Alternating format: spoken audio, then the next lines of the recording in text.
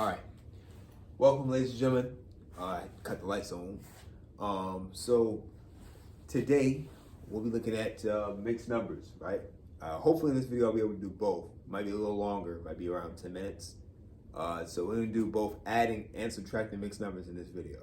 So the first one I have right here is an addition problem. It says 5 4/9 plus 1 2/3, okay? So mixed numbers might be looking real crazy right now. Some of the students may be feeling a little uneasy when they look at the video. It's all right.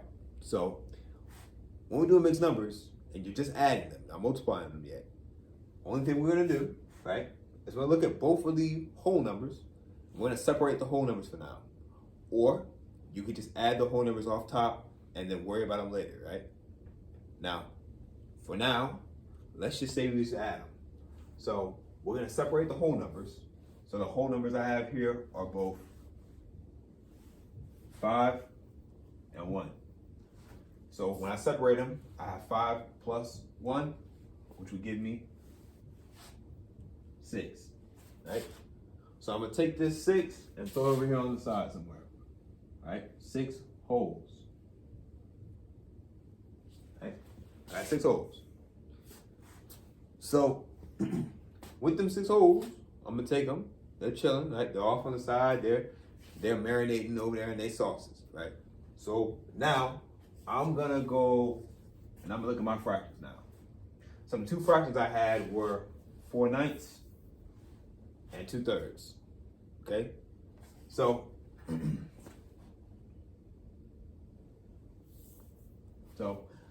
my 4/9 and my 2/3 are what I'm gonna look at now. So what I want is to have them to have the same denominator, because I still can't do nothing if the denominators ain't the same. So I'm gonna list out my multiples. I'm gonna come down here in this bottom corner. So my multiples are 3, my multiples are 9. So 9 is 9, 18, 27, 36, 45, keep going, right? My 3s are 3, 6, 9, 12, 15, and we'll pause there, right? So if I pause here, what's my least common denominator? My least common denominator is obviously 9, right? So I'm gonna list that off to the side. LCD equals 9. So I'm gonna ask you at the house, right? What's the next thing I do? I'm gonna come by and I'm gonna look at both of my fractions, right? And I'm gonna see, does this one have a denominator of 9? Does this one have a denominator of 9? If it does, I don't have to change that one. The only one I have to change is the one that does not have that. So if that's not what I want, I'm gonna make it what I want. So this one's fine. This one passes the test. This guy doesn't. So I gotta change him. So 2/3 times, let's count over here again. You multiplied 3 once, twice, 3 times to get 9. Don't forget that. This will do the work for you over here. So 3 over 3, 2 times 3 gives you 6, 3 times 3 gives you 9. Okay? So now we're gonna take the fractions, because we already multiplied the whole numbers. 1 plus 5 give you 6. So now we're gonna multiply we already added the whole numbers. 1 plus 5 equals 6. Now we're gonna add the fractions. When we add the fractions, it's gonna be 6/9, which is what I just made, plus the original 4/9. So let's slide this way. If the board will let me slide this way. There you go. So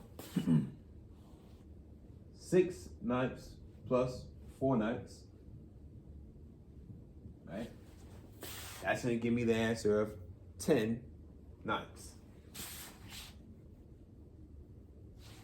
Right? So I have 6 wholes, which I'm gonna bring back to where I need it to be.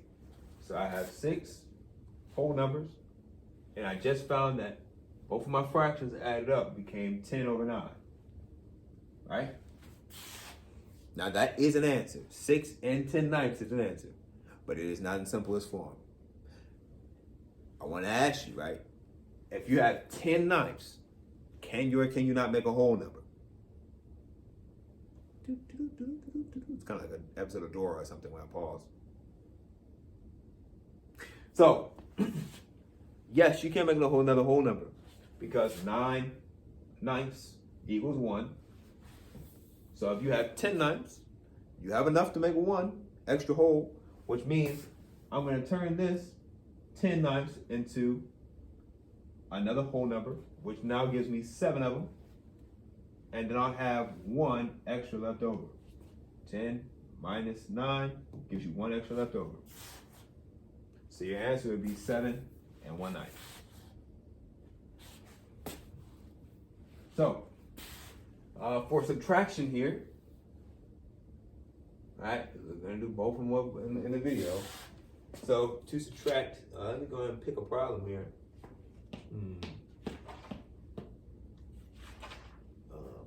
Our subtraction, let's do 2. Oh, sorry. Let's do 2, and let's say 2/3 minus 1 and 4/6. Right. So 2 2/3 minus 1 and 4/6. Right. So on this one, same thing can apply, right? I can do my whole numbers first, so I can wait for them. This time we'll wait on them, right? Let you see it both ways. So first things first, if I want to do it this way without doing the whole numbers first, I'll go ahead and do my fractions. So what I want to make them the same. So 2/3 is going to get changed by 2 to get you to 6, right? Now, I did skip the common denominators this time because I feel like we should know, exactly how to get there. But if not, it's fine, right? Try it on your own. So, in order to get there, right, I know I had to get to 6 because 6 should be my least common denominator. Because 3, 6, 9, 12, and obviously if I'm skip counting by 6, I start with 6, so I'm already there, right? So I took the 2/3 and made it into 4/6 as well. Okay, well, that's a pretty easy one. So now this 2/3 gets turned into 2 and 4/6. That's why I just changed the fraction to. And I'm going to subtract by 1 and 4/6. Okay? So, at the same time, you can do it like this if you want. You can subtract both the whole numbers and the fractions. So when I subtract the whole numbers, 2 minus 1 gives me 1. And with the fractions over here,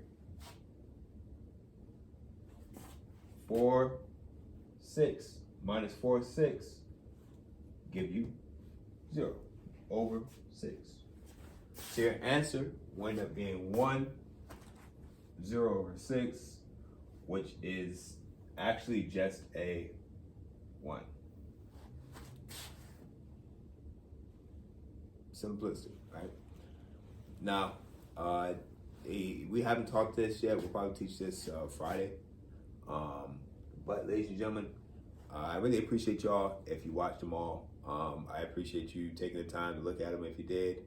If you looked at them, if you're struggling, confident, whatever, right? I just appreciate you taking, time out of your day to give these a look. Thank y'all. Make sure if there are any kind of, things you want to suggest to me to make them better or anything else you want me to do, just let me know. Thank y'all.